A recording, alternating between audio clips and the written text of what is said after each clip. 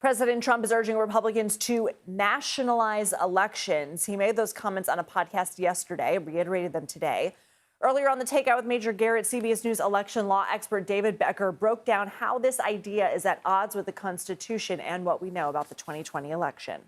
The Elections Clause of the Constitution couldn't be any more clear. It's actually one of the areas the founders carved out specifically to exclude the executive from any power over elections. It's the state legislatures first, and then Congress can also, as you pointed out, legislate if they choose to do so, and they've done that rarely. But I was really taken by some of his comments, again, spreading the lies about the 2020 election. This is an election that has been scrutinized and litigated and explored and interrogated more than any election in world history.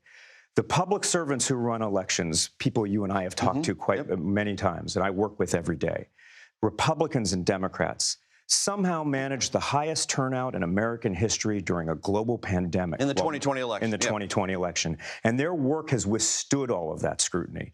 Every single time when the president's allies lied about the election and they were sued for defamation, they lost every case to a tune of about $1 billion in damages. We know what happened in the 2020 election. Let's bring in CBS News Executive Director of Elections and Surveys, Anthony Salvanto. So set the context here for us as Republicans and the president talk about the issues they see with voting. What's behind that? So let me show you a view that persisted from 2020 for years while Joe Biden was president. And that was, I'm going to show you a poll right here. This is from late 2024, where you ask Republicans, Democrats and independents, did Joe Biden legitimately win in 2020? And nearly 3/4 of Republicans said no.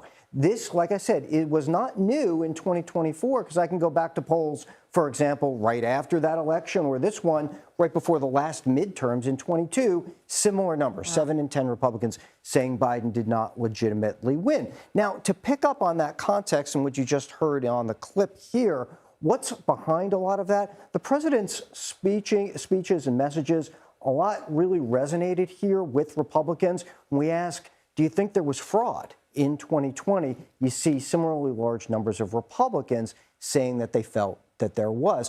That's a lot of the public opinion context, but you also see a lot of how what the president describes about 2020 really resonates with that base, but not a lot beyond it. What are the implications of that? Well, I think one of the things to watch is going to be mail voting.